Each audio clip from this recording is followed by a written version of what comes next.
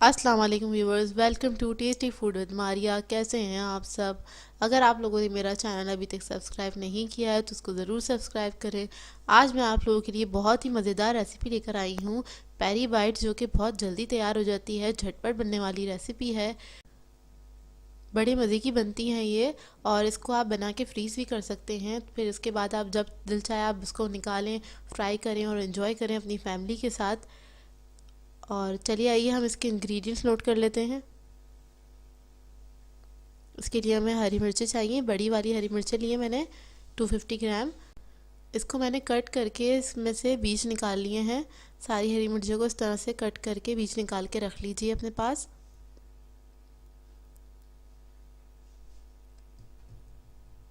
इसके बाद हमें चाहिए cheese, cheddar cheese half cup, boiled chicken 1 cup, ketchup चाहिए 3 टेबलस्पून, मेयोनीज चाहिए 3 टेबलस्पून, हॉट सॉस लिया है मैंने 1 टेबलस्पून,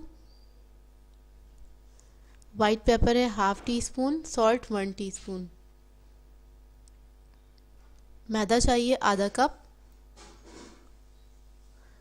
एग्स लिए मैंने 2, उसको बीट कर लिया था, ब्रेड क्रम्स लिए 1 कप, ये फ्रेश ब्रेड के मैंने क्रम्स बना के रखे हैं। सबसे पहले हम एक बोल लेंगे, उसके अंदर हम चिकन ऐड करेंगे। चिकन को मैंने श्रेड कर लिया था। उसके बाद मैंने इसमें मेयोनेज़ ऐड करा है। फिर हम इसमें चीज़ ऐड करेंगे, चेडर चीज़, और उसके बाद मैंने hot sauce, ketchup, white paper, salt, ये ऐड करके इसको मिक्स कर लेंगे अच्छी तरह। और ये हमारा मिक्सचर जो है वो ये रेडी हो गया है।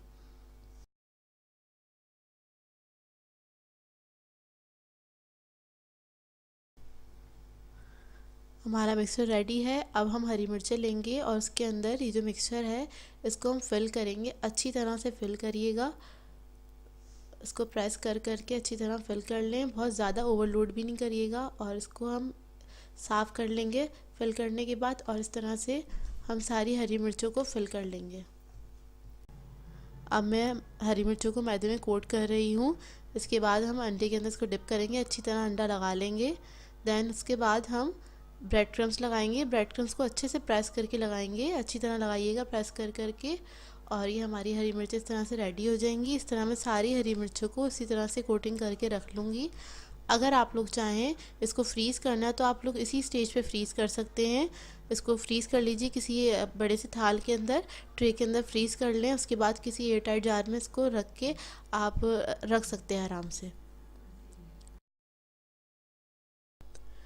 ये डीप फ्राई करते हैं हम लोग, तो मैंने कढ़ाई ले ली थी, इसमें तेल गरम कर लिया था। इसको मैं लो मीडियम फ्लेम पे फ्राई करूँगी गोल्डन होने तक।